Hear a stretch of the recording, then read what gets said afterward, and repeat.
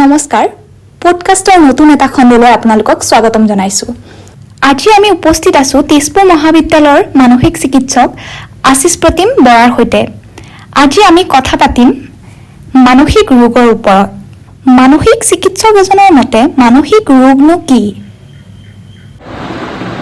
মানসিক ৰোগ বুলিব গ'লে কি হয়, কিছুমান বস্তু নেদেখা বস্তু বুলি কয়। আমি যেনেকৈ শাৰীৰিক বেমাৰ হ'লে আমি হাতৰ বিষ বা হাতত দুখ পোৱা বা হাত পোৱা সেইখিনি আমি ফিজিকেলি দেখা পোৱা যায়। এতিয়া মানসিক ৰোগ বুলি ক'লে বহুত ভিতৰে হৈ থাকে, আমি গম নাপাওঁ কাৰণে আমি বস্তুবিলাক ইমান গুৰুত্ব নিদিওঁ। যেনেকৈ অলপ অনবৰতে মানুহৰ ভয় ভাৱ এটা হৈ থকা, তাৰপিছত মনটো বেয়া লাগি থকা, সেইবিলাক কিছুমান তাৰ লক্ষণ বুলি আমি কওঁ নৰ্মেলি, যোনটোক আমি ইংলিছত এংজাইটি বুলি কওঁ বা ল' মুড বুলি কওঁ। আপুনি তেজপুৰ বিশ্ববিদ্যালয়ত কৰ্মৰত হৈ থকা অৱস্থাৰ পৰা এতিয়ালৈ কেনেধৰণৰ মানসিক ৰোগ শিক্ষাৰ্থীৰ মাজত বেছিকৈ ঘটা দেখিবলৈ পাইছে? এনেই চাবলৈ গ'লে ইউনিভাৰ্চিটিখনত মই কৰ্মৰত হৈ থকা 2.5 বছৰ হ'ল। তাতে মই বিভিন্ন ধৰণৰ কেছ পাইছোঁ। এংজাইটি ডিছঅৰ্ডাৰৰ কেছেছ আছে, ডিপ্ৰেশ্যনৰ কেছেছ আছে, তাৰপিছত তোমাৰ বিভিন্ন পাৰ্চনেলিটি ডিছঅৰ্ডাৰৰ কেছেছ আছে। তাৰমানে এটা সঠিককৈ আমি ক'ব নোৱাৰোঁ যে আমাৰ অকল স্পেচিফিক এটা প্ৰব্লেম আছে বুলি, যিহেতু আমাৰ প্ৰব্লেম বহুতখিনি আছে। মানে এতিয়া আমি মানসিক ৰোগ বুলি ক'বলৈ গ'লে, চাইকিয়াট্ৰি বুলি ক'বলৈ গ'লে বহুত ডাঙৰ এটা ভাষ্ট ছাবজেক্ট এটা। তাৰ ভিতৰত বহুতখিনি বেমাৰ পৰে। তাৰ ধৰক 60% 70% প্ৰব্লেমখিনি ইয়াত দেখা দিয়া যায় ল'ৰা ছোৱালীৰ মাজত, ছাত্ৰ ছাত্ৰীৰ মাজত। মানসিক ৰোগৰ পৰা পৰিত্ৰাণ পাবলৈ আপোনালোকে কি পদক্ষেপ হাতত লৈছে যাতে শিক্ষাৰ্থীয়ে আত্মহত্যাৰ দৰে ভয়াৱহ পৰিস্থিতিৰ সন্মুখীন হ'বলগীয়া নহয়?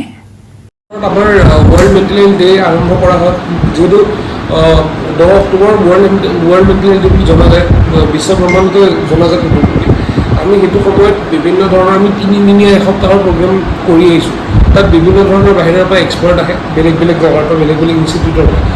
টেকনিকেল ছেশ্যনবিলাক হয়, তাতে তেখেতে বেলেগ ধৰক বিভিন্ন ধৰণৰ আপোনাৰ মেণ্টেল হেল্থৰ প্ৰব্লেমখিনি এড্ৰেছ কৰে। যিহেতু মই আগতেও ক'লোঁ যে মেণ্টেল হেল্থ টপিকটো বহুত ডাঙৰ এটা ভাষ্ট টপিক হয়, এটা স্পেচিফিক টপিকত সীমাবদ্ধ হৈ নাথাকে।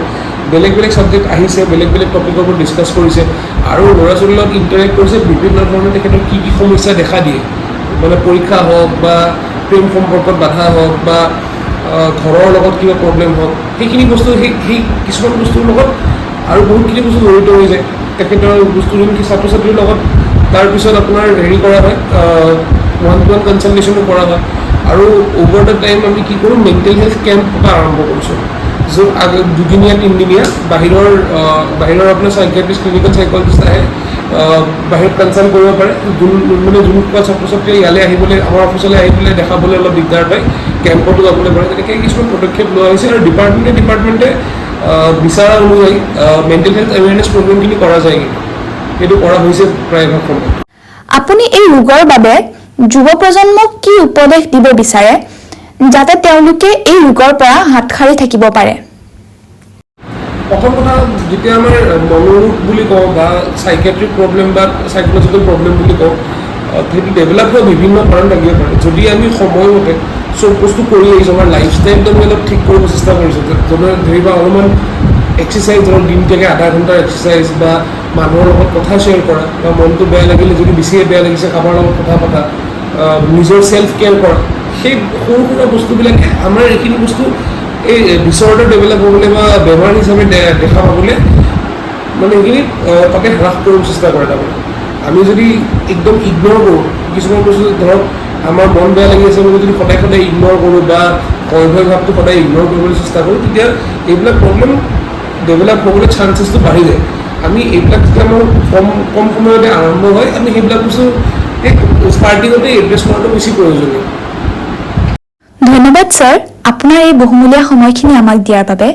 আৰু আজিৰ এই পডকাষ্টৰ খণ্ডতে আমি ইমানতে সমাপ্ত কৰিলোঁ। ধন্যবাদ।